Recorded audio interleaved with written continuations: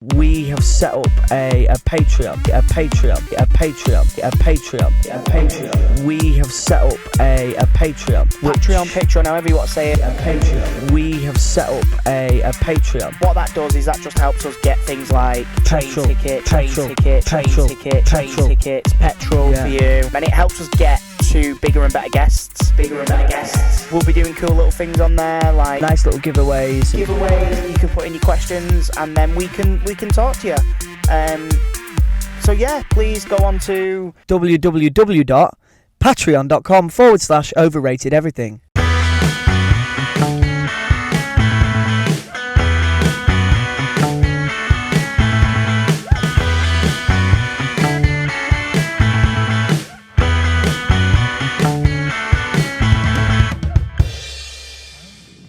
Yeah, we're on our, so we are here with Overrated Everything, episode 11. Tomo sounds a little bit quieter because we are doing something different again this week. We're now recording while on our way to interview our guests, so we have no clue what's going to happen in this episode. I'm genuinely nervous about this. Yeah, I am as well. And as you can hear, we are driving, but don't worry, guys. I've got both mics held. Tomo is focusing on the road. I'm trying to aim it at his weird Don't worry, tooth. I ain't got a hand for a microphone. I've got my phone in one and a beer in the other. So. We haven't, guys. Don't worry. So we're on our way to meet Dr. Suzi Gage, who, if you haven't listened to her podcast, please do go and listen to it. It's called Say Why to Drugs. She does because she's a doctor, and she's a real doctor. A genuine doctor. Yeah, man, yeah. She talks a lot about, she doesn't discourage people from taking drugs. She doesn't encourage people She doesn't judge. to judge. Yeah, she does, to take drugs. She doesn't judge people. She's just got a genuine interest in it, in why people do it. Yeah, and what effects that them sort of substances can do to your body, to your brain, to everything. So, basically go and check out Dr. Suzi Gage's podcast, Say Why to Drugs. That's on the Distraction Pieces Network. Go and check out all their podcasts. Scroobius Pip has helped us out a good few times in kickstarting us into doing this. And thanks again, Scroob. But yeah, so again, normally we say how great the chat's going to be and what to look forward to, but I think because we're on our way there and we've not done the chat yet, what are you looking forward to for this? So the subject is alcohol being overrated. Yeah, she thinks alcohol's overrated, which, you know, a lot of us do drink, some more than others. Yeah, I mean, it's now the time where you'll be sat in a pub having a few sherries and that, with, you know, Christmas literally around the corner, and it's the season of going to the pub and having a drink, right? Yeah, I mean, I think, you know, we've been very fortunate enough to spend a lot of time in the sort of environment in the pubs, even from a young age. Yeah. You know, a lot of times socialising, 9 in 10 times it is in the pub. Yeah. And, you know, we all did it when we were younger. And I spent a lot of time on the parks with a bottle of Frosty Jacks. Same. It was 2020 when I was a young. It was Lambrini. Drinking it, spinning round, drinking Lambrini. Yeah. So I mean, I think for us, like, we're quite similar background there, aren't we, mate? Like, we've grown up around drink. We've drank from, like, say, from an early age, and I don't think I've ever had a problem with drink. But then I do sit back sometimes and think, I drank probably every weekend, pretty much, from being like 16, maybe even younger. Yeah, but it's not a problem. It's how people socialise. Yeah, I mean, it can be. I mean, obviously, we know, like, obviously, drink can be a problem for a lot of people. Just to let you know, we have now safely parked. Here we go, T. I'll pass you the mic once you've parked up here. We're just got to do my manoeuvres. Outside Dr. Suzi's house, Dr. Gage's house, I guess. So we'll just finish off this before we pop in and do the interview. What do you think you've got? Bit of music. What do you wish you drank less than you did do? No, not really. I mean, it's very rare. I never ever drink at home. No, I never drink at home. No, I never ever crack a bottle of beer open at home. You know, with my job, we DJ a lot, so I do have a drink. I enjoy having a drink. It's not a problem for me. Yeah. Do you find that you binge drink then? Do you drink a lot? Do you drink a lot when you do drink, like at the weekends and that? Do you do it? I mean, I get through my first year. I think we all know that. You just got to look at my social media. Yeah, I do get through a bit of drink. But you know, I do think I'm wise enough that if it was to become a problem, I think I could nip it, or I like to think that I've got the nice loving support around me to help. Yeah. And there is help out there, and you know, I know people who are in recovery, and you know, some of the things that they've done, it's completely changed their lives for the better. I mean, alcohol has affected their lives in the worst way, but it's also been the greatest turnaround for them. Yeah, definitely, and yeah, for me, you know, I'm the same as you again. Like, I never drink at home. I think there was a time, probably before my little girl was born, when in the winter sometimes, like I'd go to Aldi or something, because Aldi do cracking bottles of red wine, and I'd have like a glass of red wine every now and again, like just to chill. Like if you're watching, like, you know, wintertime telly, it's nice, and you can just have a little glass of red. Yeah. See, I don't drink because it refreshes me. I don't. But that's it. This is it though. Like, so do you drink to get smashed? Yeah. Yeah, I do. I mean, the same. Yeah, I drink because, not that I feel I have a better time on it, but I just think, you know, people relax more and people are more free, and it's just a social thing to do on the weekend. Have you ever gone out and gone on a night out to your local or whatever and stayed sober? Designated driver, yeah. So you've done it? Well, I went to a gig to Lucy Spraggan, who's a friend of mine. We went to see her in Hull with my brother and Charlotte, and yeah, I just passed my test. So I was like, oh, fucking buzzing, I'll drive.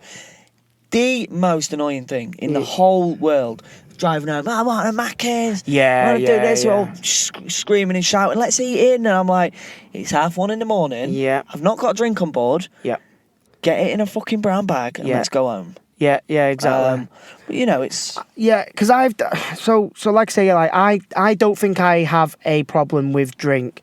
But I do sometimes go, right, okay, you're drinking a bit too much here. Like me and my missus, you know, Saturday nights, my mum loves having our little girl, so we'll go out and have a drink. Like, you know, we work hard, we deserve it, it's nice. But there is times where I think the drink does get a bit on top of me. So I have done it in the past where I've gone, right, okay, I'm going to go out tonight, I'm not going to drink. And I'd always fail. I'd go out and it'd get to like 10 o'clock and I'd be like, right, come on, give us a drink, I need one. And I did it for the first time a couple of months ago. Yeah, exactly. Not a need, but yeah. Oh, go on. Yeah, I did. No, fuck it. Yeah, genuinely felt like I needed one to enjoy the night. Yeah, you do. You do get that. I did it. It was a good couple of months back now. We went out and I didn't drink all night. Was in the pub till say 2 in the morning, 3 in the morning when it shuts, my local. And I didn't touch a drop all night, and I felt good for it. Well, good for it. Well, it wasn't one of them where I've gone, oh my God, I'm never going to do that again. But because I haven't yet. Well, you wake up in the morning, hangover free, and you're like, actually, I'm kind of glad. Yeah. I mean, well, not even that, mate. Like, it was just like, I had a good night. Like, genuinely, even the next day when I woke, because we still stayed out. I think we stayed out till like stupid o'clock, like I say. So the next morning, like, I got up, I was knackered still. But I can see another benefit of why passing your test would be a good thing. Why? So I could drive because you could just drive. Yeah, on night out. Yeah. I won't have to drive all the time. That's it. We'll be turning it on to we're turning it on to me getting a bollocking again. On that note, we're outside Dr. Gage's house now. We're going to go in, and then the next bit that you're going to hear after the jingle is the interview. This is cool. It's kind of like a live podcast, but not in the slightest live, isn't it? Yeah. Because we're doing it chronologically. Like we're doing it chronologically. Oh, we're doing it the right way, yeah. Yeah. You can't say chronologically, can you? Enjoy episode 11. Yeah. Bye-bye. See you after that.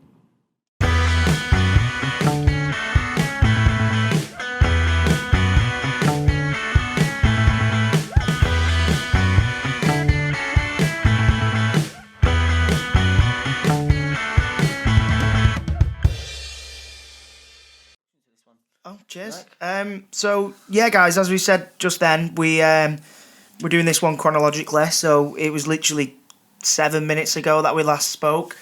We've just come in and set up in our guest, who is Dr. Suzi Gage. Hello. Look at us, a doctor, Tomo. Yeah, a doctor. And as I was saying in the car driving over, like, sort of a bit nerve wracking because it's something that we've not we've not even thought about as a subject, like alcohol being overrated, because in our society, a lot of people drink. You know, and we were just saying in the intro that, you know, we don't rely on alcohol for a good time, but I think it does certainly loosens people up. And and I mean, I think I could probably safely say that the best nights out I've had have been when I've been drunk and not when I've been sober.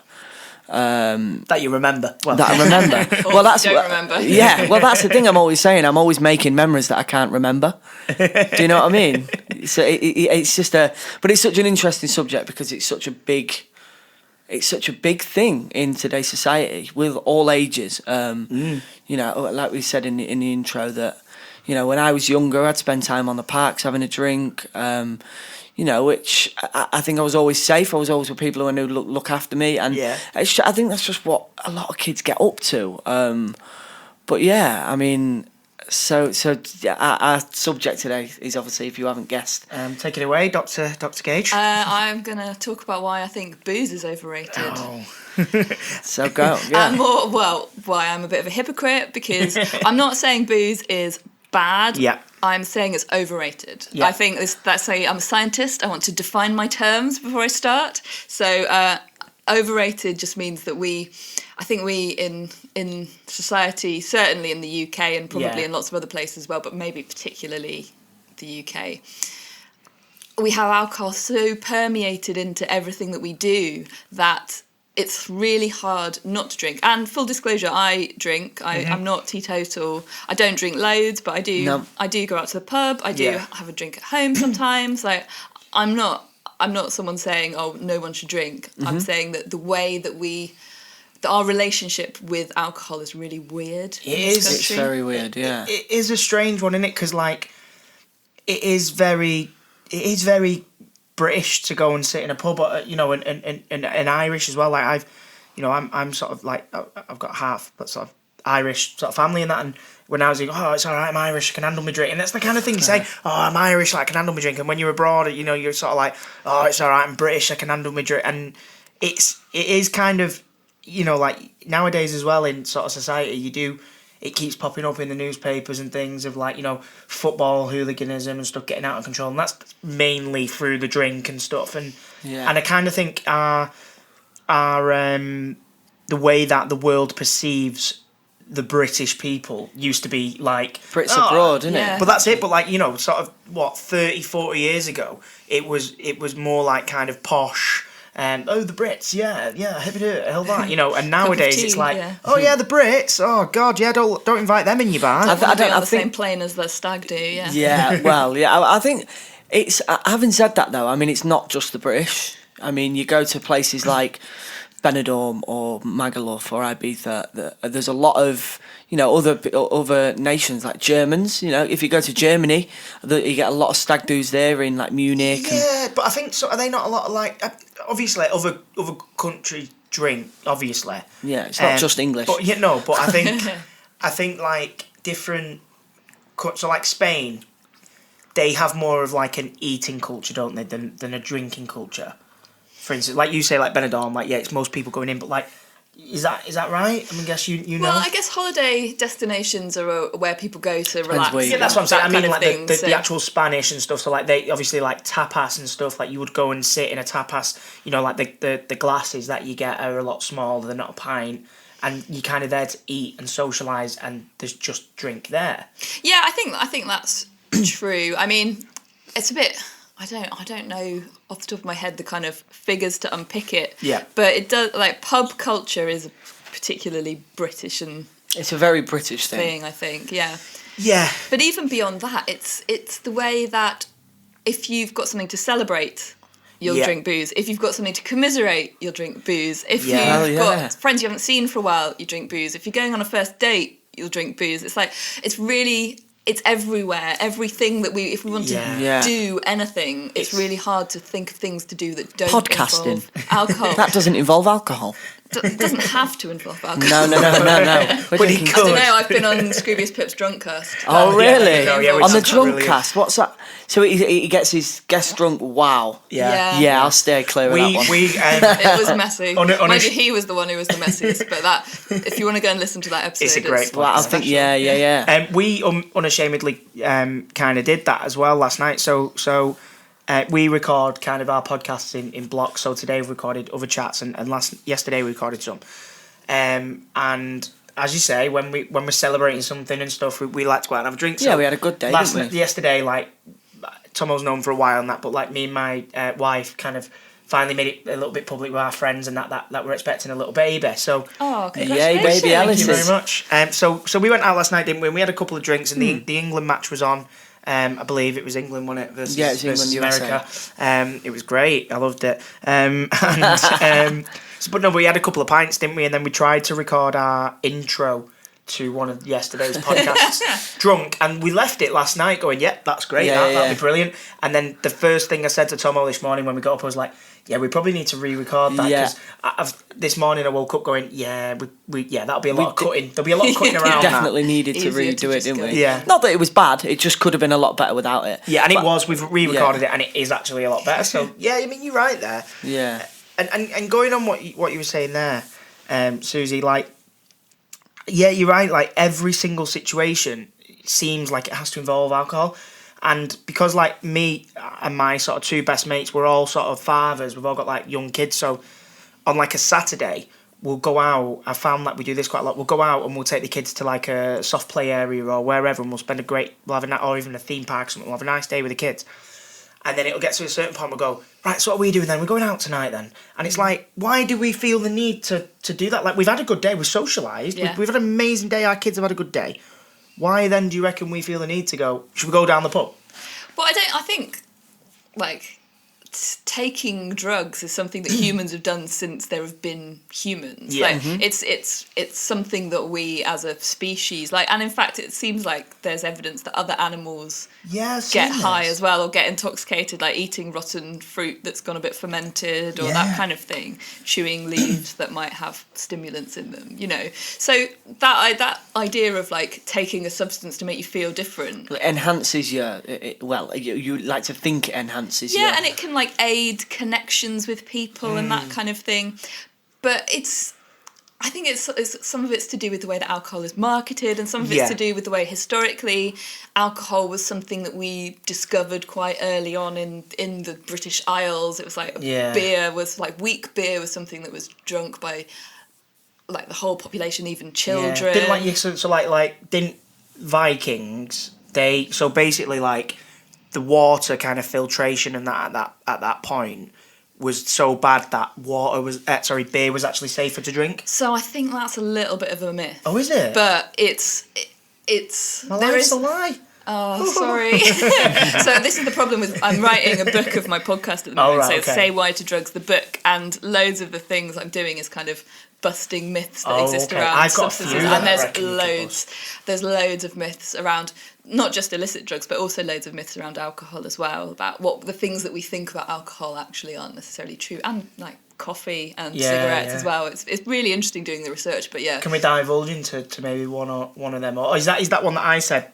Is that a complete myth then? So I think it's based in kind of truth, in that the way that alcohol was made meant that the water would be heated, so that things like cholera, I think it is, that it's like a waterborne illness. It wouldn't be killed off. No, it would be, but it wasn't, as far as I know, it wasn't that everyone just drank beer instead of water because the water was too dangerous. Yeah. But it sort of happened because it is possible that could be why. But actually, the evidence isn't really there that people have just seen that and just kind of drawn that conclusion. Yeah, science ruining a good story again. I think it's just the abuse. Like, I think alcohol gets abused. Yeah. In England, and it's not just in England, but I think when you get young kids or 18, or even people my age, and I've done it. I've gone out and had a couple too many drinks and walked around the street and acted like the class clown. And I think we're all a bit guilty of that sometimes. But I think in moderation, like anything, it is okay. But I think what I find as well, and what we said it before we came in, is like the moderation sometimes is hard. So like you say, for me, I do sometimes find it hard to go out and have a drink. Yeah. Because I know like last night I said to you, didn't I? I was like, oh, should we go and have a pint? And then you were like, yeah, that's great. And then so we were just gonna go, me and you, weren't we? So you'd have been driving, so we would have had a pint. Yeah. And then my mum rang and said that she'd have our little girl so that my wife could come with us, because we kind of sort of celebrating. Obviously, she wasn't drinking. Absolutely. So then it was like, oh, well, me and Tomo now can have 3 pints because Tomo's not driving. Yeah, yeah. Oh, and you know, so we had about 3 pints, didn't we? And then we got back to mine, and it was like, Tomo said, have you got any cans or anything? I was like, yeah, I've got some cans in the shed. And so it is the moderate, because I find it hard to go for one. Do you find it hard to go for one? Do you, Suzi? Go on, Suzi, go on. Well, so I think, this is a really good point, and this, I think, is why I think it's overrated, is that it's really hard to avoid if you're one of those people who is trying to cut down. Yeah. Alcohol sort of stimuli is everywhere. Like, it's really hard to avoid it, even if you go to the shops. Sell it everywhere. Yeah, not just alcohol itself, but like you can buy T-shirts with like, Yeah. oh, mummy needs her prosecco, or all these kind of things, like drinking to cope, encouraging that kind of behaviour, which is potentially like really not a good idea. No. It is quite sad that, like you're saying, it's like encouraging drinking to cope and stuff, because that can lead, like drink as much, like obviously we're sat here talking about it, and like we said at the beginning, like none of us feel like we have a problem with it, but there are people out there, I know people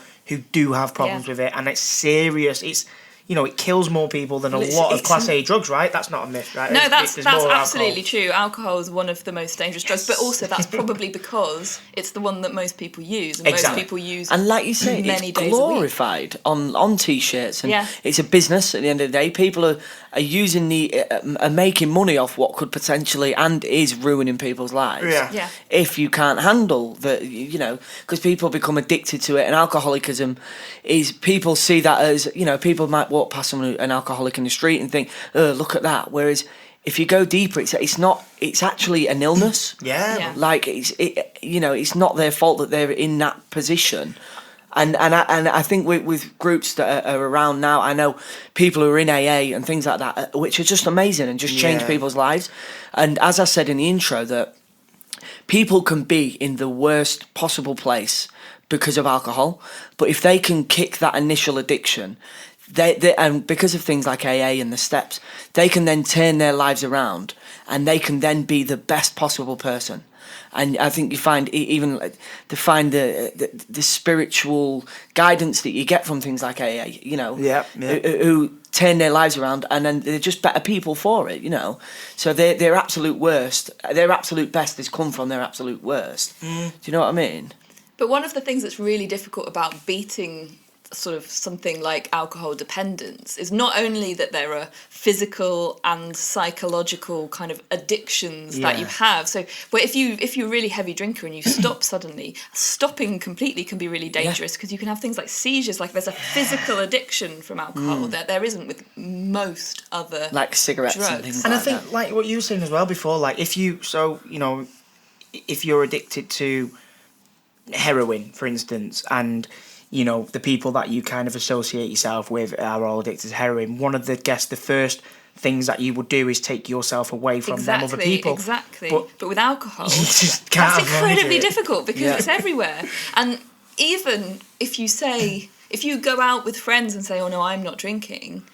Yeah. People Why are you being question boring? that. Why are you being boring? Yeah. People really can't handle that. And I have some sort of theories about why that is, and it's maybe that people thinking about their own behaviours, and sort of, so there's a bit of wanting you to be like fun like them and get drunk and be silly and all that kind of thing, but also a bit going, oh, if they're not drinking because they're worried about their health, should I not be drinking? Should I be worried about my health? That it's kind possibly of thing. It's difficult. I mean, I've got a big group of friends who, on a Saturday afternoon, we'll go to the pub and we'll watch the football bets. We'll have football bets on and watch the results come in.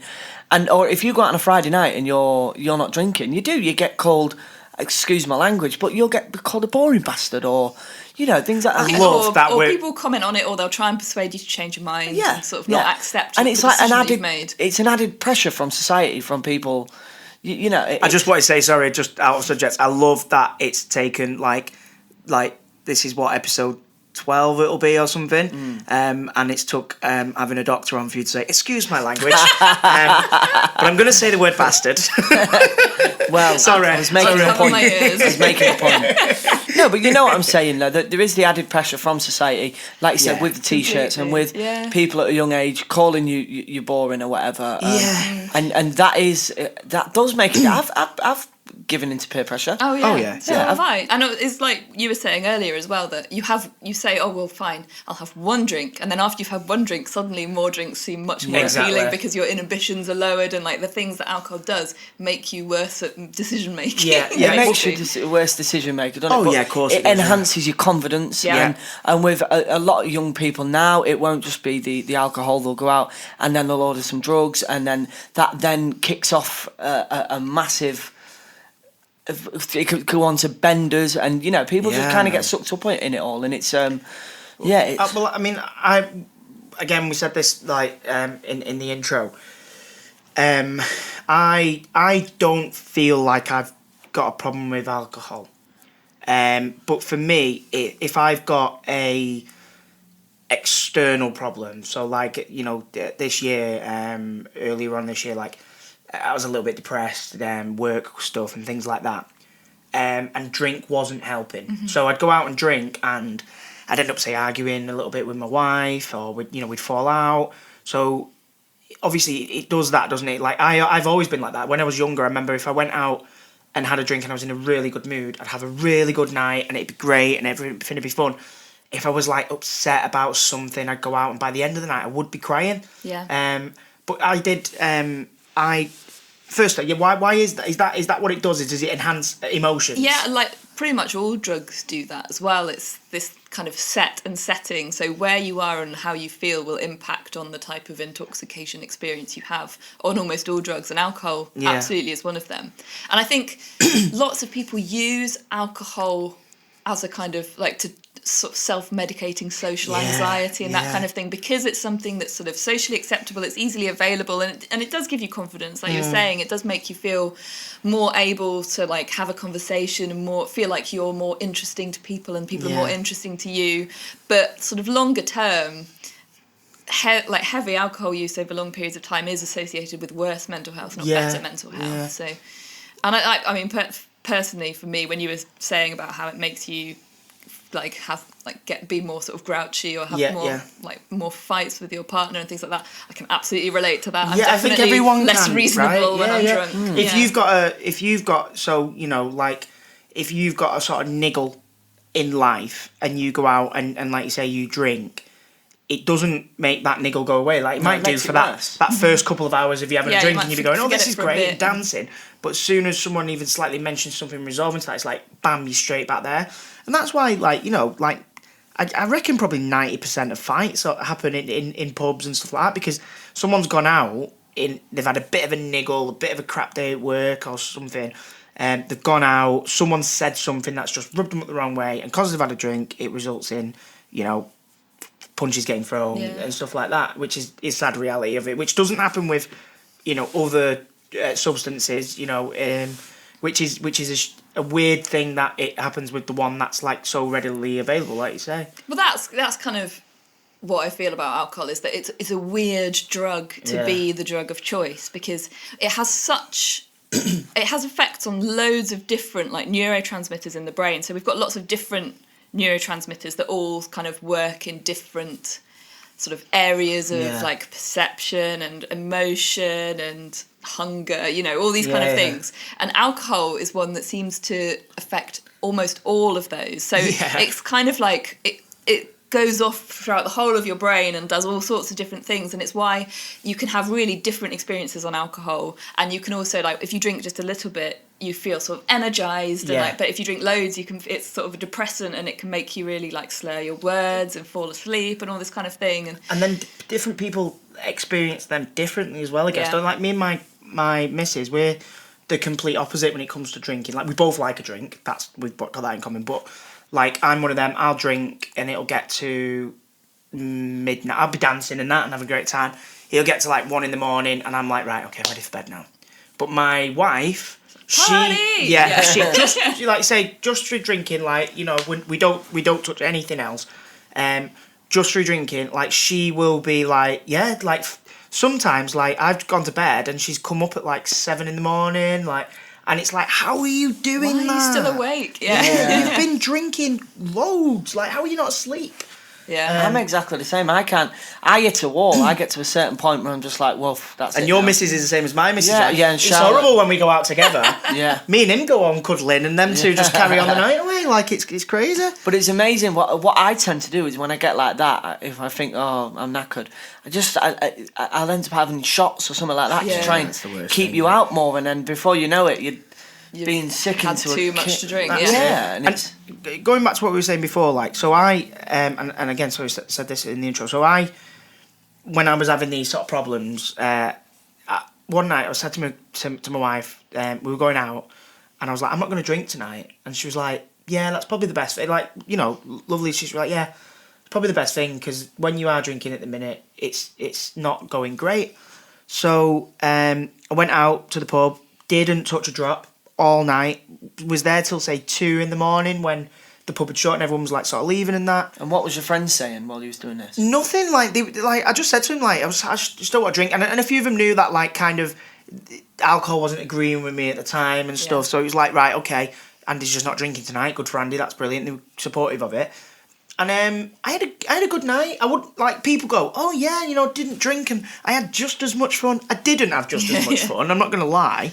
But I had fun. It sounds like you weren't having fun when you were drinking at that time exactly. Anyway. So, you know, and I've not done it since then. I've not really been out. We don't really go out as much now with obviously baby on the way and stuff. But I got up and, like, the one thing for me, like you were saying earlier, is like using it to kind of mask your social insecurities. I'm quite an insecure person, especially being out in large groups. And I think, like, we've chatted on various podcasts, like, what we do as a job puts pressures on that as well. Because it's like, oh, yeah, it's me, yeah. Do you know what I mean? It's quite scary sometimes when you're on your own.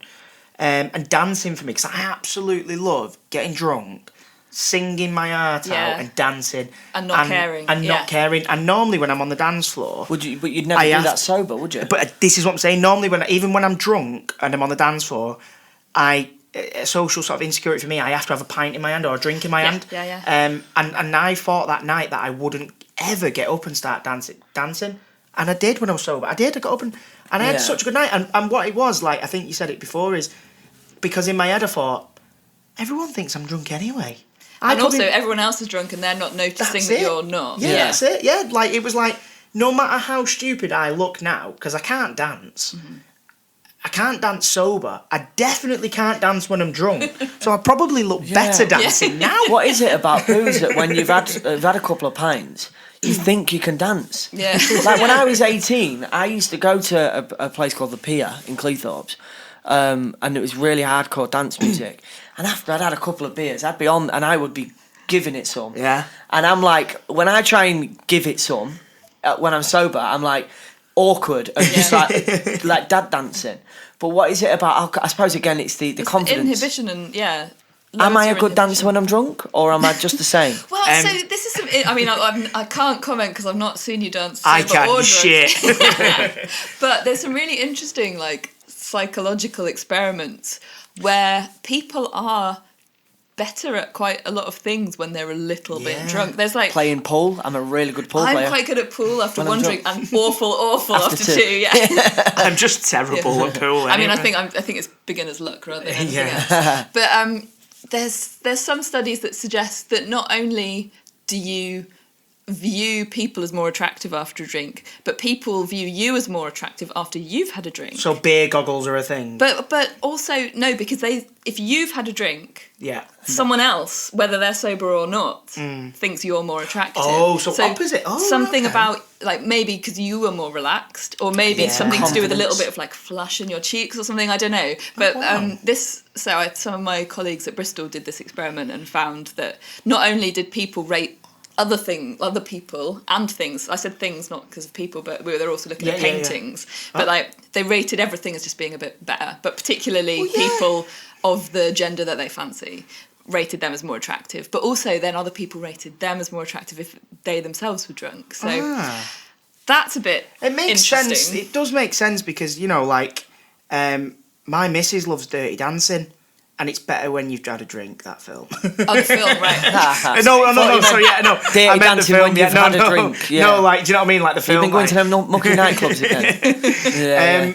But I mean, that's really interesting, isn't it? Because, I think you probably just loosen up when you've had a beer. Yeah. And I know what people say in the terms of, if I find a girl attractive, it might not be because they look beautiful. It might be because... Like my fiance Charlotte, I've done that thing again. It's all right. My fiance Charlotte, she's confident and she's very chatty and she'll have a game of pool and just have fun. So I think that maybe that's what it is. When you've had a couple of pints, you come out of your shell a little bit that people might find more attractive.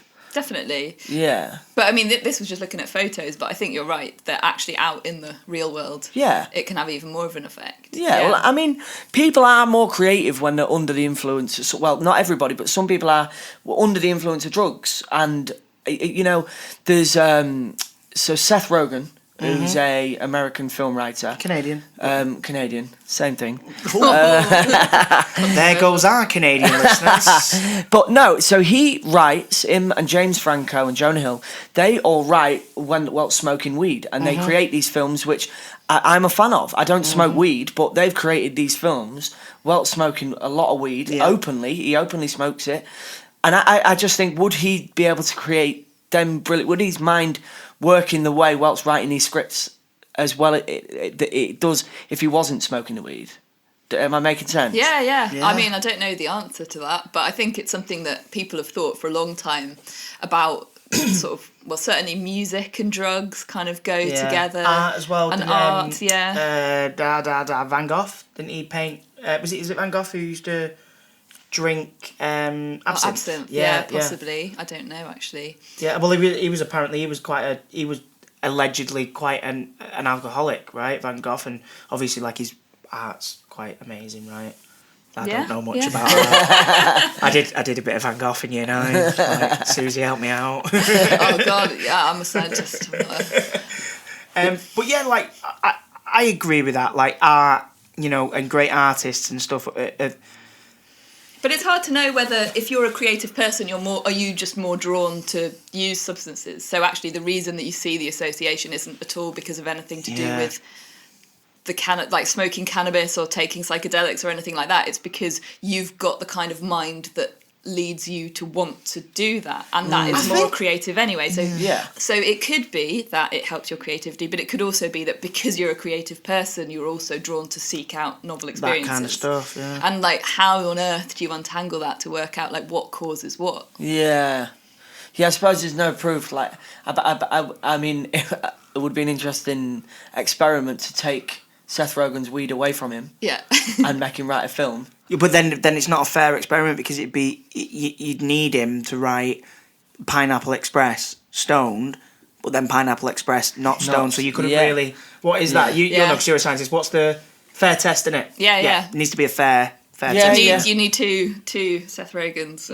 One of them sober. Yeah. I mean, the world would be a better place with two Seth Rogens. Well, my cloning research is going on, so I'll let you know. So, again, like, going back to, like you're saying, it being overrated in the sense of it being everywhere and stuff. Like, one thing that I've kind of... one thing that's coming, and it's everywhere now, I've been drinking it for a good couple of years. Gin. Gin's kind of on the rise again. And one thing that I know about gin from... I'd heard about it a bit years ago, and then I listened to another great podcast, and I think you listened to a Blind Boy podcast. Yeah. And he spoke about it as well. So, like, gin pretty much nearly decimated our country at one point, didn't it? When gin was first when the Industrial Revolution banged. So, actually, on my mantelpiece behind that terrifying teddy bear, Yeah. is a picture by Hogarth called Gin Lane. I'm sure I'm sure. And this was kind of, there were lots of people really worried in London about gin being kind of, but again, like, was it gin or is it like a class thing? Because exactly, yeah, that's it was the thing. Gin being the British patriotic drink instead of that awful French sherry that everyone was drinking that sort of the richer people could afford. And gin, you could make it in your bathtub, like literally bathtub gin was made in bathtubs. Oh God! So do you know what we're on? So basically, T, right? Gin back in the day. So like when the kind of British Empire was like a big thing and stuff. So you wouldn't really drink sherry and stuff because it was French and like we were at war with them at one point. Like, you don't want to be French, you want to be British.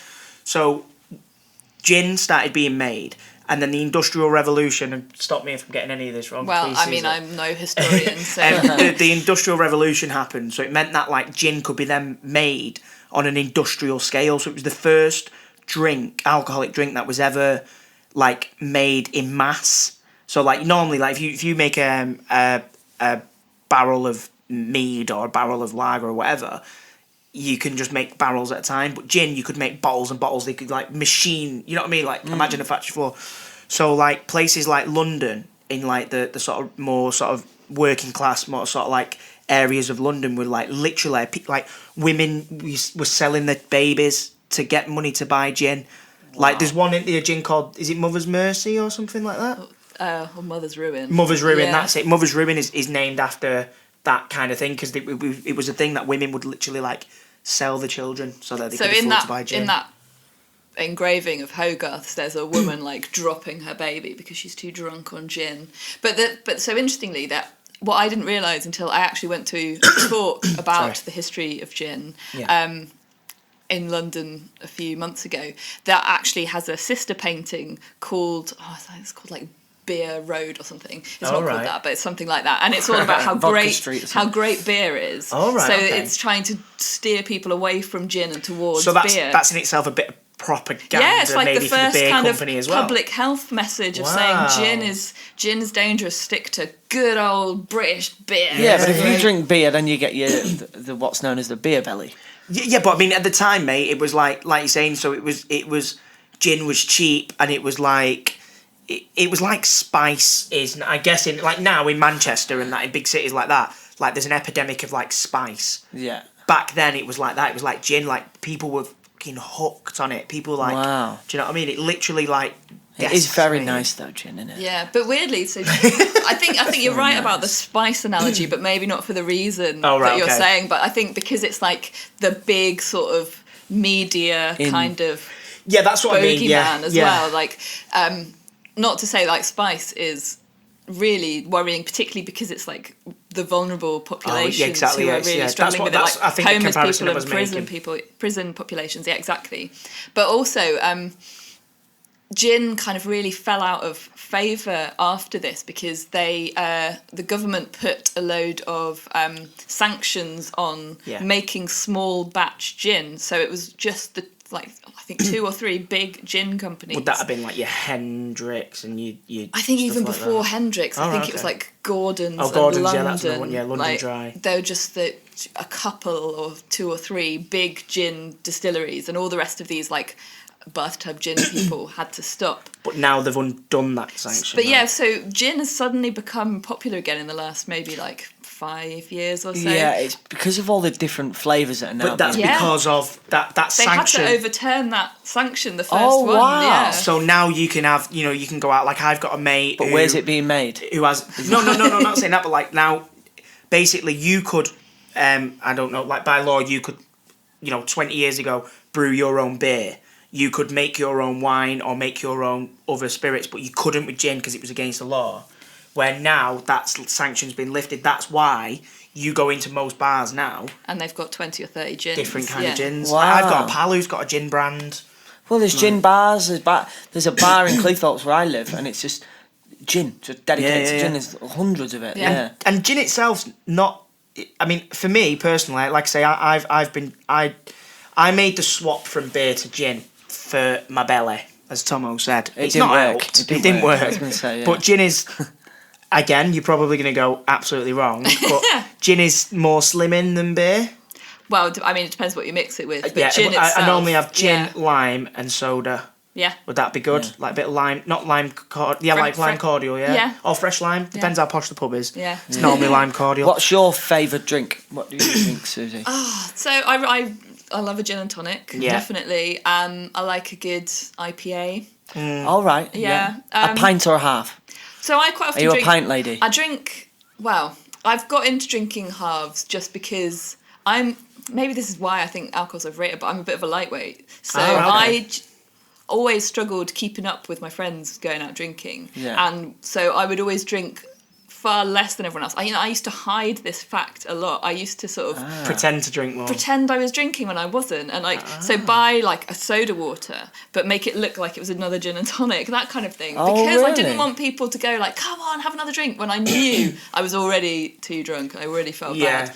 But that's the pressure of society Exactly, again. it's weird, isn't it? That I felt I had to do that. Yeah, it's mad that you couldn't just... I mean, nowadays you get people like... Sometimes I wish I was a lightweight because I could go out with like 10, 15 quid and be on my way and on my merry little way and be all right. Whereas I can... I think over the years I've done a lot of training, so I can drink quite a bit. So A lot of training. What I've done a lot of training, yeah.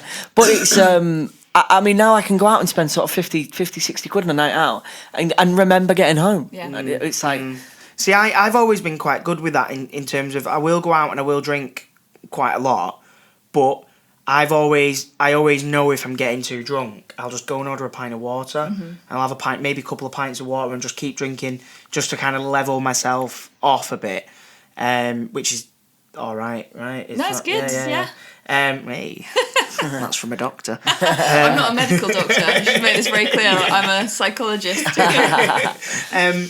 But yeah, so there is that, like you say, there is that pressure of trying to keep up with people, and what's that? Is that just the social aspect of it, and not wanting to be left out because you don't drink? I think so. But what I'm finding really interesting at the moment is actually amongst sort of young people, drinking's going down. Is for it? the sort of the first time in a long time. Do you reckon though? Because like what me and T was saying then, like from being not even 50, like I reckon probably about 12, maybe even a bit younger. I'd go out to like the local park and I'd drink, and you know we'd be getting up to all sorts like drinking and you know causing a bit of trouble and stuff like that.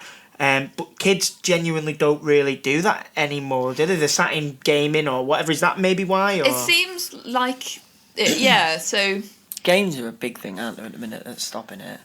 That's what I mean. Is that? Do you reckon that could be something that's why maybe young people aren't drinking as much because they're not going out and socialising at all? Potentially. So this is something that is being investigated at the moment. I don't think we've really got the answers yet, but I think that's certainly plausible. Is that like a lot of socialising has gone online. So I remember when I was a teenager, I used to get home from school and like ring my friend and just talk for like 2 hours on the phone, and then when I was young, so this is going to age me now, is the internet was sort of it was like dial-up internet. So if you were on the internet, you couldn't use the phone. And so the amount of times that like I'd be on the phone and I'd hear someone trying to get on the internet and I'd be like, I'm talking to my friend. And my dad would be like, you were just at school all day. What do you still have to talk about? We were saying this on another podcast, but I remember dial-up internet and the horrible noise it used to make when you used to play it, but we were saying like we'd go home and go on like MSN, Messenger and stuff, exactly. and our mums and dads would be like, you've seen your friends all day, exactly that same thing. So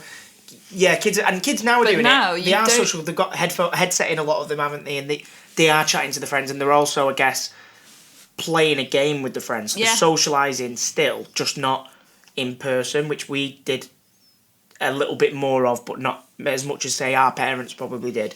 You know, my mum always said, we used to, ride my bike round and go knock on and then go and chill out all day and all that. You'd have bikes laid out everyone's doors and all that. And it's like, well, times change, don't they? So maybe I think that could well be. It could also be that sort of having just gone through however many years of austerity and education getting more expensive and like alcohol getting more expensive is the price putting people off? Jesus, yeah. Or people just choosing to... There are loads more options for things that you can do now Yeah. that don't involve alcohol Yeah. to go out. So like you go and do those kind of experience things, like go to secret cinema or go to like breakout rooms, exactly things like that. where you might have a drink or two, but you're not going out like to the pub Solely just to drink. Like Friday nights now, more so for me, like you said, like for the escape rooms, like we'll go for some food, maybe have a beer with our food. Yeah. Go to the escape rooms, maybe go for a beer after, and then that's it, and then you're home for 11 o'clock. Whereas what our Friday nights used to be would be, when it was cheap, because my local pub, it used to be £1.20 for a vodka and lemonade. Yeah. Ask him how much it is now, though. For a vodka, you're talking probably £2.50 now. That's so cheap still. Well, yeah. £2.50 for a vodka and lemonade. Yeah, but brilliant, man. But what I'm saying is on a Friday night we could go out with £15 and be absolutely levered, whereas now you're not going to get anything near that. No. But Friday night, and I don't know whether it's growing up or That's the other thing I think. Yeah. What your interests are change, but that's why I think it's so interesting that it's the youngest generation who are actually stopping drinking, and it's the oldest generation, so sort of 50 plus. Those are the heaviest drinkers now, and drinking is Kids going don't hang up around in that on- age group, in that age bracket. Is it? Is it going Yeah. up? So kids don't hang around on. I don't think I've been. I know when I was younger, I would be outside a shop and I'd ask someone, an older person, "Can you go into the shop for me, mate? Get me some." What am I now? 27. So I've been old enough to go into the shops for. I don't think I've been asked once. No, I don't think by I a have young either. kid. Yeah, you don't really see to that go much into the anymore. shop for booze, which, like you said, it's now there's more things for kids to do. Whereas for me, all I thought that was good to do was get some beer and go on the park on Yeah. a Friday night. Yeah, Whereas yeah. now it's not really a thing. Well, I live opposite a park, and I kind of thought there would be more like kids hanging around there, but hardly ever. I Yeah. never see it now. Yeah, and I mean that I mean, can be. that's just one park in Yeah, one no, area. no. but, I think it is, but I mean that can be a good thing and a bad thing because, like you say, like I did a lot of kind of growing up, silly as it seems, like sat in the park and that, and my mum kind of was like, right, well, I know where they are and that, but I remember like once like carrying a girl who'd kind of like literally just dropped from drinking, picking her up and carrying her out of the park to go and like to a street where I could call her like an ambulance and that, and she was like shivering, like she's got hypothermia, like because back then, like, you know, back in the early noughties, like the girls would come out pretty sort of like not wearing very much in like November and December and drinking, so you naturally get warm and you anyway. feel like you're much warmer exactly. than you are. And you know, like so it's probably good in a way that the kids aren't doing that now. Well, it is a good. Of course, there's no but then denying it's it. bad that they're not socialising and they're not, you know, going out and making those. You know, I'm a big believer in you've got to make mistakes to learn. Like my mum raised me, and her thing was she'll never be angry at me for something that she's done when she was a kid. And I think that's a great way of doing it. Like, because definitely, but I think I'd much rather a society growing up where playing on Fortnite and that's how they're socialising than being on a like you said, a young girl. How old was this last passed out? 13, I'd 14. much rather my kid being playing Fortnite than that. Do you know what I mean? Regardless of whether you're making memories or not. Not even making memories, but like say, like making, like that girl probably never went out and did that again. Like, you know, or, She probably did. Woke up with an hangover and thought, I'll just do it again. We've all done it. I mean, we've all done. I mean, I remember I've had a mate who's had his stomach pumped a good few times, things like that through beer, and he still does it. And but you know that's bad. That's I suppose you don't always learn from your mistakes, do you? Luckily, I kind of think I do. If I ever, you know, have a really like, do you know what I mean? Like last night, for instance, it was like, right, I'm probably not going to have another can because I know that tomorrow I will be hungover while we're sitting. But talking it's about beer. how bad we are at learning that lesson. Yeah. Like, hangovers are horrible. And, I mean, I bet everyone who's ever had a hangover has at one point said, I am never drinking again. Yeah. And every time. almost everyone will go on to drink again. What is that then? Because like you say, I suppose it's depression. And is it like you're in a depressed state and you think, I don't want to feel like this anymore? No, I don't mean that. But then what makes you forget that when someone says, "What are you doing Friday?" Do you know what I mean? Monday, or not Monday, sorry. So like Sunday, you'll wake up and you'll be like, oh God, what Monday, have I done? you'll be a bit, as you get older, like Monday, you're still a bit, and then come Wednesday, someone goes, "You doing that weekend?" And you're like, I don't know. Thursday, what are you doing weekend? why? What are you doing? Might go out. Yeah, might do. Like, why is it like? It's literally like a couple of days in between feeling like never, ever wanting to touch it again. Oh my God, it's the best thing. I don't think you ever mean it though. Sorry, go on. No, Susan. well, I wonder whether it's something to do with like. There's a bit of a distance between the good part and the bad part. Yeah. Because, you might start feeling sick that evening, but you probably won't start feeling rough until the next day. Yeah. So maybe, even though you know it's caused by the alcohol, because generally, our brains link things together when they happen really close together. So because they're not happening right next to each other, maybe there's that little bit. But it's also the social expectation as well, is that to stop drinking is a lot of effort. It's so hard. It's so hard. Like, again, I mean, we know people who completely give up drink, and they're better for it. Like, they are, and that's weird as well. Is that more people aren't looking at that and going. But the thing is people aren't going to stop drinking until they're truly ready to do it. Yeah, I'm a believer in that. Like, with a lot of I know people who are addicted to other stuff. Stuff like weed that apparently, again, it might be a myth, isn't supposed to be addictive. Like, I've got pals who genuinely are a little bit, genuinely are addicted to it. They could not go out and not smoke weed or whatever. Yeah, cannabis dependence is a thing. It doesn't happen to a lot of people, but it does happen to people. Yeah. And it changes people. Like, people are... I've got friends who are addicted to weed, and if they don't have it, they don't want to do anything. Yeah. They don't want to come to the pub. Like, again, it's an addiction, isn't it? Like, you'll do whatever you change your life around a substance. Yeah. And that's when I think that there's an addiction there. Yeah. One thing though, as well, like going back to that kind of drinking and stuff being quite a British culture thing. I remember me and my missus, before we got married, we went for our last anniversary of getting together. We went over to Amsterdam. We wanted to do the Anne Frank. We wanted to do all that, and we ended up meeting a couple of our mates who were over there. We went into a coffee bar with them. Obviously, the coffee shops over there are famous for weed. I was kind of sat there, and there was a group of college-age kids, 17, 18, sat having a nice cup of coffee, smoking weed, and I was kind of looking, and our little girl was 2 at the time. She wasn't with you, was she? No, she wasn't with me. Jesus. No. So I was kind of looking, and I was like, I think I'd rather that for her. And my missus said, because we've been friends for years and grown up together in the pub and stuff. And she went, what do you mean? And I was like, I'd rather her come here and be sat having it, because these kids were chatting nice.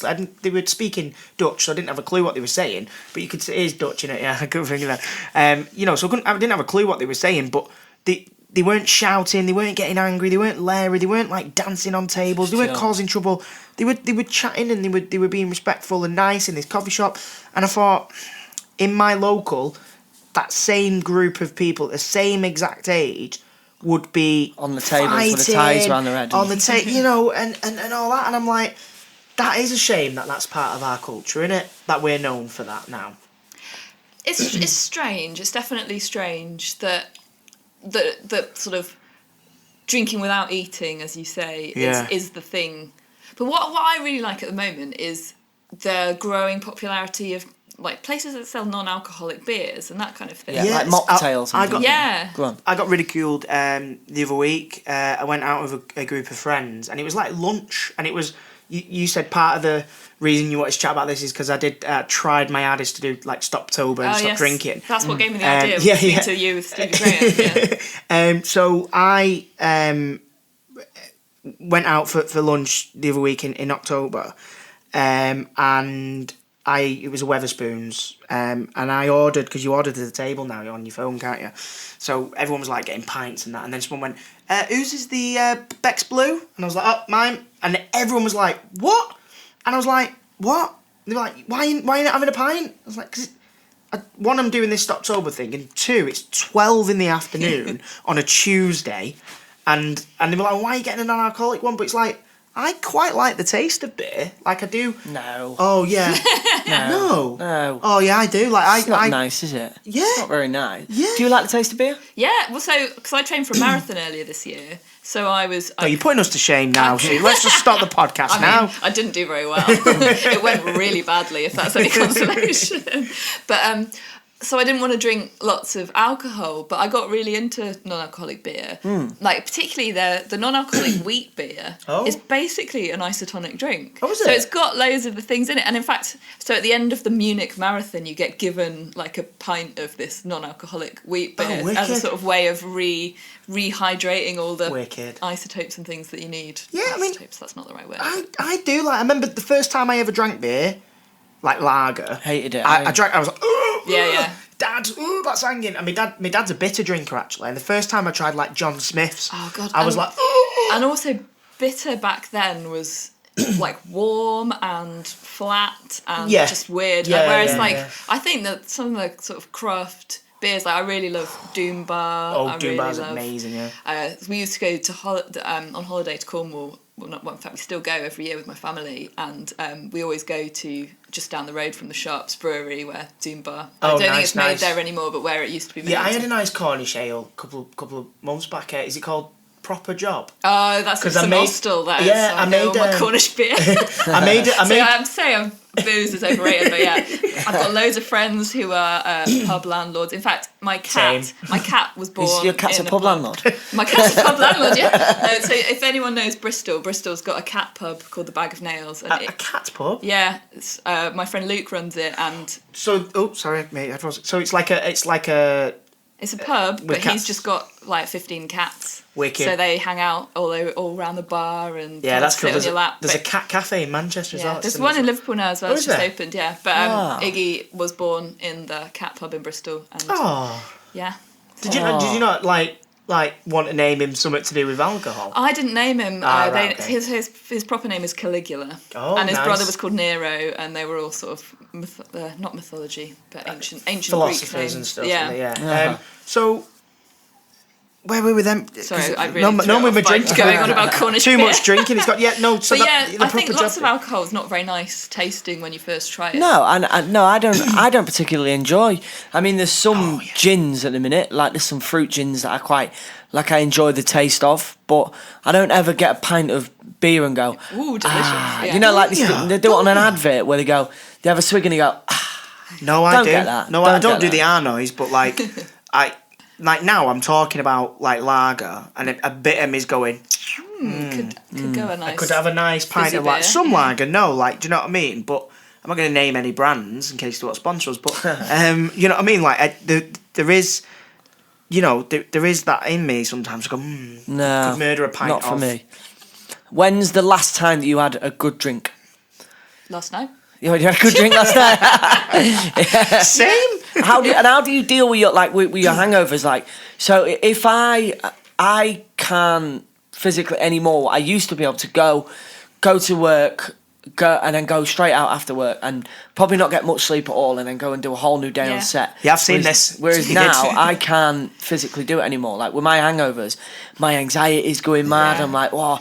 So if I'm supposed to be working whilst I've been drinking, my anxiety is like, oh, I don't deserve to be here. I'm like, yeah. Do you normally okay on them? No, I get awful hangovers. I get like similar, which I didn't used to get when I was younger. I get like emotional hangovers. Yeah. Sort of like angry with myself and hating myself and disappointed with myself and all of this kind of like really inward facing, like I'm an awful person because I'm hungover. Yeah. Or just like the world is awful and everything's awful and I'm awful. Kind Shut of thing. the curtains kind of thing. Yeah. Hide under a blanket. Do you agree that different alcohols cause different hangovers? There's not really any evidence for that. No. I think it's more about what kind of a mood you're in that makes you choose what to drink, what you're drinking maybe, and that if you're drinking lots of different things, you're probably drinking more, so your hangover's going to be worse. Yeah, because I've got friends who will go, oh, I love vodka, but that vodka, and you know another one is another good question for you is, I've got a friend who... all the best questions start like that. Yeah, I've got a friend. It's not me. Yeah. I've got a friend who will drink pints all day, but if he drinks vodka, he psychologically says to himself, it sends me loopy. I was going to say, it is... Because it's all alcohol, right? The main thing in there is alcohol. Like Thomas' question, can different alcohols affect you differently? So, I mean, this is difficult to look at in terms of the research, but there's some darker spirits have this other chemical in it that I've completely forgotten what it's called. I think they're called congeners. Okay. And there was some suggestion that they could give you a worse hangover. So, like, if you drink like beer or red wine or like dark spirits, you get a worse hangover than if you drink clear spirits. Because a lot of it's dehydration. A lot of the hangover is dehydration. So a really good friend of mine, Dr. Sally Adams, is doing a load of research about hangovers at the moment at Bath University, because she realised that there's loads and loads of research been done on what happens when you're intoxicated on alcohol. So how does alcohol intoxication affect you? But actually, there's hardly any research that looks at what about the next day. So they've just published a paper which they've taken all the literature that exists on hangover so far and shown that actually your cognition, your ability to do sort of multitasking or concentration is hugely affected the next day. So actually, maybe we shouldn't be driving or operating heavy machinery the day after, if you've got a hangover. Well, they're always saying, aren't they, that on Unilad and Lad Bible and all them, they're sharing these videos that this amazing magical biscuit has been created that once you take it, your hangover's gone. There's no more which I think's bull crap. Well, we got funnily enough from Unilad, we got given one to try, and it was like this little shot of a drink. And it was supposed to have... It's called Sambuca, hair of the dog. You're all right. Was it called milk thistle by any chance? I can't think what it was called, but it was basically... I think it was Japanese or something. Oh. And it was basically meant to have everything in it that your body loses when you drink. And so the idea is... I think I did it... We went to V Festival for my girlfriend's birthday one year. My wife now, birthday 1 year. And after it, got home and I was like, right, okay, try this. And we filmed ourselves doing it. And then we never went anywhere because we woke up just rough. Do you know what I mean? So it didn't really work. Yeah. I don't think there is an actual cure for a hangover. Don't drink. Well, that's the cure. Yeah, don't drink the drink water. But even if you go out on I've done it where I've been designated driver and I've just drank Coca-Cola or lemonade. But you're still in the environment. It's very loud, so you're talking loudly. Therefore, you're giving yourself a headache, bit of a sore throat, and loads of sugar, so you're dehydrated. Lack of sleep. Your adrenaline's going because you're around the music, so you get in bed. Your money's going because actually not drinking at a pub is pretty much as expensive. So that's what annoys me. But what a lot of locals do though, there's a couple in Grimsby that if you're a designated driver, your still drinks are free. Yeah. That's my really local good. A lot of does that places do that sometimes. around Christmas. Yeah, that's which good. Is really good. Yeah. That's good. And just lastly, we'll talk about that as well. You've come up with a good point there because Christmas is literally round the corner now. It gets loads worse around Christmas. Definitely. For me, I was even in the shops the other day, and alcohol is so embedded in Christmas. Father Christmas, at one point now, I think kids leave them a glass of milk, but I'm sure it was a glass of sherry when I was a kid. Definitely was when I was a kid. And there's one of my favourite things about Christmas is I'm a Mrs. Hates because she He's says got to drive his sleigh though. He shouldn't be drinking. Well, exactly, yeah. Is what they called, the little chocolate liqueurs. Oh yeah. I could eat them for days. I think I actually last week I had about 8. I got up one day and it was early-ish. And there was 6 in a pack left, and I was like, I'll just eat them chilling cures. And I felt a little bit, whoa, I shouldn't have had them. They do have booze in the middle of them. Yeah. I didn't even think about it. But why do you think? Because again, I used to think that Christmas, obviously, you drink around Christmas, that's the season of drinking. But as I've got older, then you go, well, then the summer is because then you're out in beer. There doesn't seem to be anymore a season or a time where it's not the right time to have a drink, is there? It's never not the right time, I guess, nowadays. And I think that's why there are campaigns like Dry January. Is not to persuade people to give up booze completely, but to get people to reassess their relationship with it and think if you can have a month off drinking, to think about going forward, did I miss drinking? What situations did I miss drinking? Why did I feel like I didn't want to go out to this thing because there'd be alcohol there? Or what's my relationship with alcohol? And I think that's really interesting, and it's something that we're not very good at, but we could probably be better at. When I did it, like I say, the Stoptober thing, it was right, I want to do this, I want to try and not drink for a little bit. 2, I was kind of doing it with my wife because we'd just found out she was pregnant. I was like, well, you like a drink, you can't drink, so I'm going to try and stop drinking as much as I do anyway. Obviously, I've got things this year, like Tomo's wedding in a couple of weeks, my friend's wedding, things like where I'm like, I'm going to have a little bit of a drink, babe. But yeah, it did help me. It did help me reassess that though, because like you say, like we would go to the cinema rather than going and having a drink, and like there were certain times where I failed and Tomo rubbed my nose in it. Like I was DJing over in Paris and I was like, right, I'm not going to drink, because it's really hard DJing without drinking. Because I always say to you, like, I think just being out, like, just in general, I think, as people our age and like you said, 50 plus, people are just we rely on alcohol to have a good time, or that's at least what we tell ourselves. Yeah, it's like, what we've grown up with, and it's what we've sort of. It's like societally, it's what the message that we're given from every possible angle is that like. Booze times is good times, you know. Yeah. But I think, like I said, for the younger generation who are spending a lot more time on the Xbox, I think in terms of alcohol usage, it will get lower and lower, which is a good thing. I think. Not for pubs, but which would be a shame, because like my mate, he's a landlord, and he's he campaigns a lot with like this like support your local thing and things like that, and as much as drink is.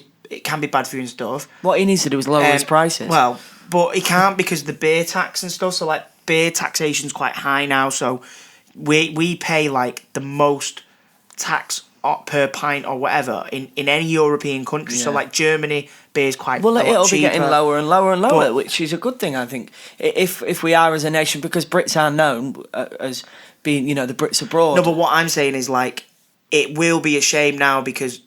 Pubs and stuff will start to close, and they are not only are they kind of like and I'm not sort of like one of them people who's like proud of anything, like, but like as much they are quite like a sort of British institution, and I like a pub. I like to go and sit in a pub and stuff like that. And it will be sad if comes because supermarkets sell beer so cheap.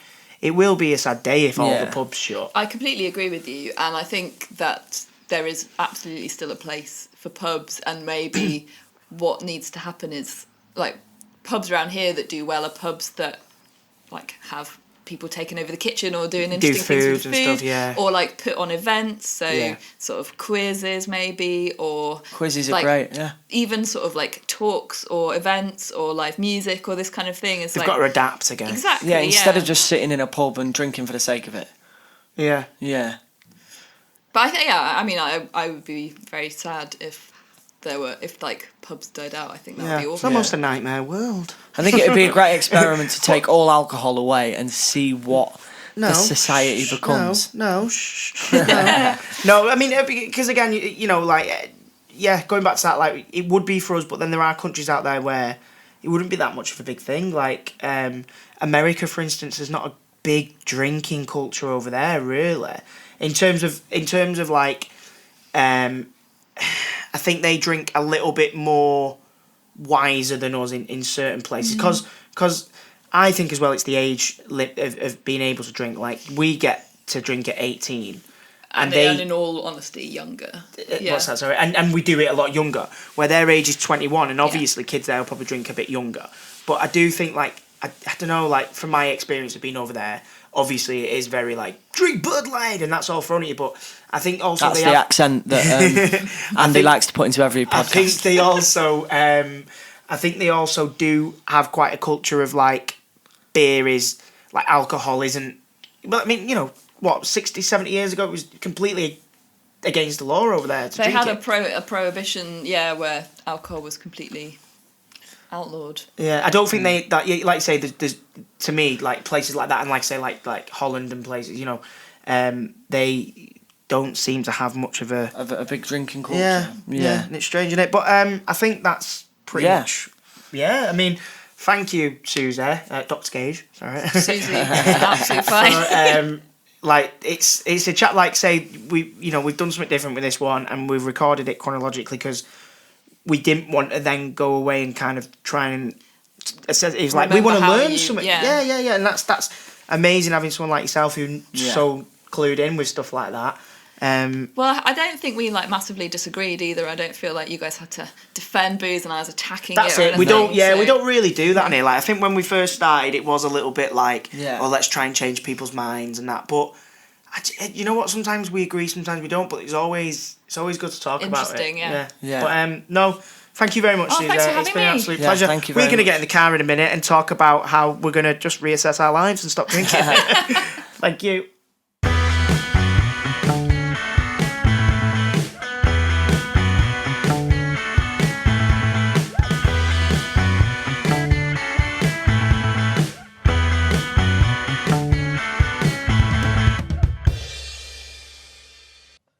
Well, that was something different, wasn't it, Yeah, for us? Yeah, definitely. Normally we do, a lot of them have been funny topics up to now, or serious, but we've made it quite funny. But with alcohol, It's something that people our age, and I guess a lot of our listeners are sort of a similar age to us, do spend a lot of time going out and socialising in the pubs, and what comes with that is drinking. There is people out there who choose not to drink, and fair play to them for being able to go out and enjoy the time as much as you potentially may or may not with alcohol. Do you know what I mean?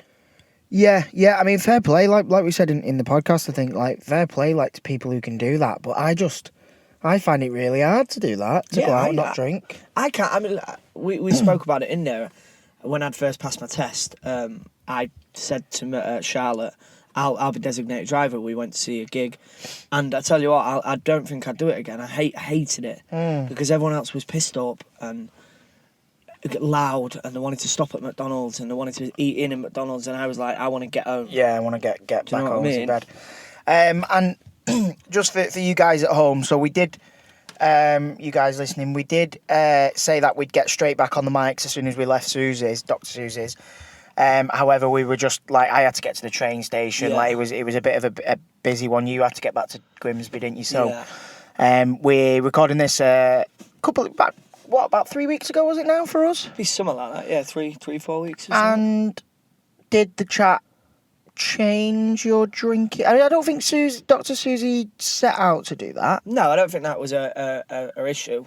But she openly said in the podcast, didn't she, that she has a drink. She has a glass of wine and a gin, and I mean, I couldn't tell you how many times I've been pissed since we recorded that. Yeah, that's what I mean. Because I was like, after it, it was like, do maybe do drink a bit too much, but actually looking at it, I don't drink that much. It is quite rare now for not rare, but it's not as frequent as it used to be. I used to go out every Friday, Saturday night.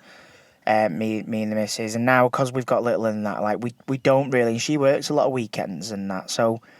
I don't think. I think it's a tough one, really, because for us as well, because of we DJ a lot. So it's what comes with DJing is they're bringing you bottles of vodka, and there is that social side to it, and that's why fun. I guess a lot of musicians and a lot of actors and that have problems with drink, don't they? I guess because there is that social side in every sort of every career, in every walk of life, there's people who who have alcohols or drugs have grabbed hold of them, and they've struggled to let go of it.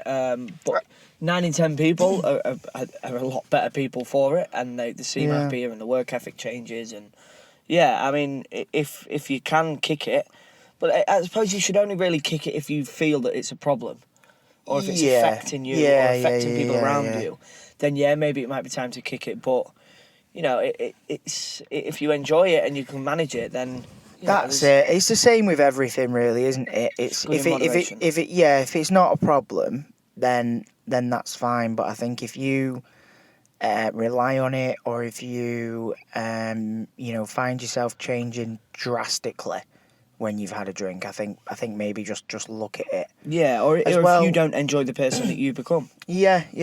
As well, health wise, like me personally, I'm quite a big lad, and I think most of that is probably due to drink, because I'll go out and I eat alright. I eat healthy. You eat as much good meals as I can. at home, don't you? Yeah. I try and cook, and I try and eat as healthy as I can, and stuff like that. But then I will go out at the weekend and drink round about, say, 10 pints on average.